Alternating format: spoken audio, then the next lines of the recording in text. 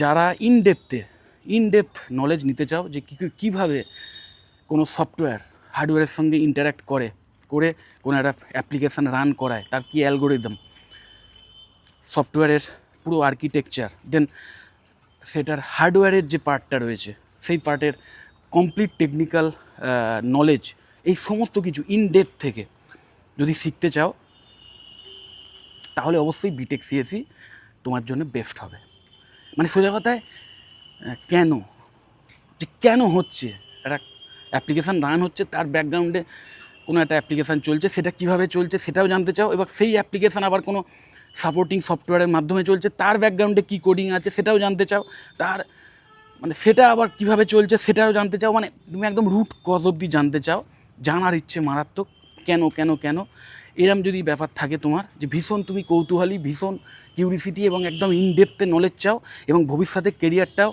সেই লেভেলে নিয়ে যেতে চাও যে একজন সায়েন্টিস্ট হবে, সোজা কথায় কম্পিউটার সায়েন্টিস্ট হতে চাও,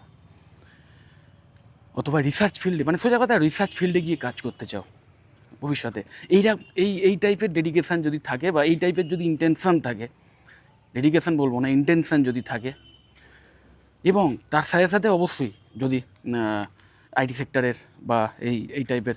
কোর, একদম কম্পিউটার সায়েন্সের কোর ইঞ্জিনিয়ারিং বা হার্ডওয়্যার নেটওয়ার্কিং যে ইঞ্জিনিয়ারিং একদম কোর ডিপার্টমেন্টে টেকনিক্যালিটি নিয়ে যদি কাজ করতে চাও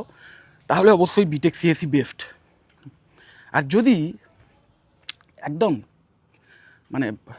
গ্র্যাজুয়েশনের পরেই যাতে একটা ভালো আইটি সেক্টরে একটা পার্টিকুলার মানে প্রজেক্ট বেস কাজ করতে চাও, মানে একদম ওই কেনটার চেয়েও মানে তোমার কাছে যদি এটাই মেন প্রধান হয়ে থাকে যে কীভাবে, যে গেট ইট ডান, যে অত মানে কীভাবে মানে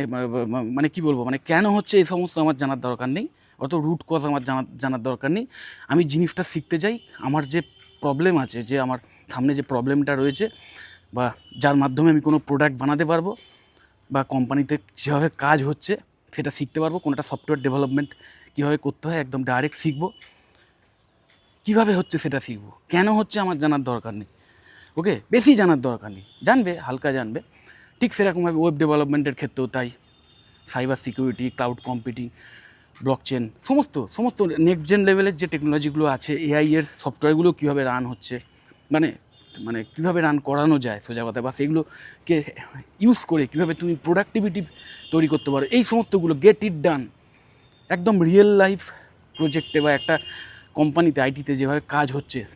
সেই কাজই যদি ডাইরেক্ট শিখতে চাও, যাতে